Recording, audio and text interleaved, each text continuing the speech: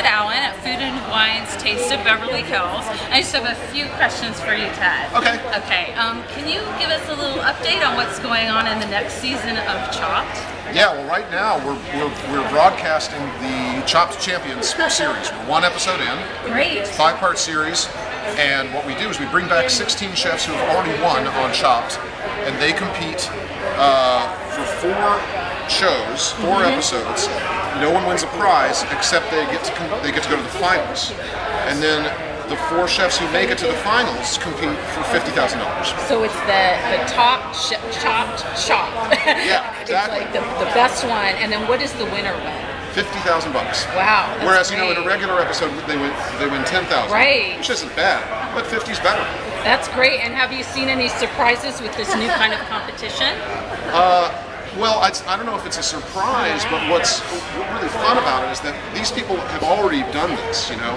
They've already won, so that you know they're good. They know the Chopped kitchen. They understand how short 20 minutes really is. Right. They have developed the mental ability to handle a mystery basket. You know, you've got to make your plan pretty fast and get to chopping. Yeah, and they're prepared because they've been through it all before. Yeah, and what the result of that is a higher level of competition, higher level of ability. They know that they have to move fast, so the shows turn out really exciting. Really good. Yeah. Okay, and then do you have any projects coming up that you're working on in addition to hosting Chopped? Yes, well, as far as Chopped goes, we're shooting again starting on September 14th, so that's going to keep me busy. But I'm about 75 recipes in on writing a new cookbook. Great, and when will that come out? That I don't know yet. Okay. I have to get the deal first.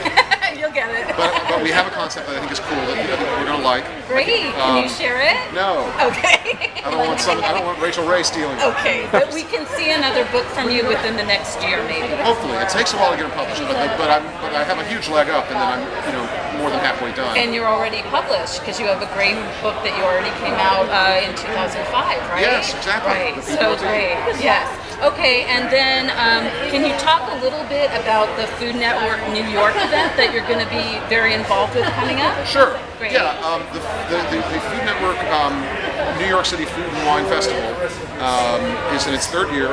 This happens in October. Okay. I think our event is on October 27th. We're doing an after-hours party that starts at 10. Oh, nice. It happens at Landmark Restaurant in Time Warner Center, where the chef is Mark Murphy, who's one of our Chopped judges, and a great guy all around. Fantastic food, American bistro food. So I've developed 5 cocktails that will be served. And then several of our chefs will have tables and they'll be serving their own food. So the Chopped judges will be actually serving.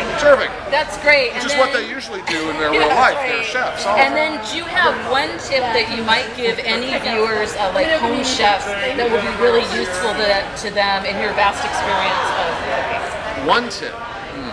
Or a good tip.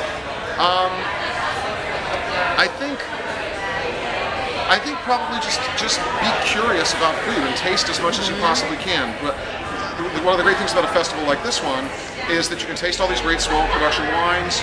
You can taste food from all these different restaurants that you might not have made it to. But to that, I would also add, go to farmers markets, try vegetables you haven't had before, try a different kind of tomato. Taste. It's the only way. Just as as we're always exhorting the chefs on our show. Did you taste that before you sent it out? You have to taste a lot of things. So a great tip to make sure you taste the food, make sure you season the food, which is kind of what we saw here as well. There was sort of a lack of a tendency not to salt. We had two of the dishes were very undersalted. Okay. And I think, as I said on stage, I think too many Americans have this phobia about salt. You really, especially when you're grilling a piece of lamb and you ultimately won, you still need a little more salt. When you're cooking a piece of meat or a giant turkey or a chicken, you've got to put salt in it. There's no salt on the inside of it. Right, so you've got to make sure to season. Okay, Absolutely. Well, great. Thank you so much, Ted Allen, for taking time to speak with us. My pleasure. And we're here at the Food and Wine Taste of Beverly Hills.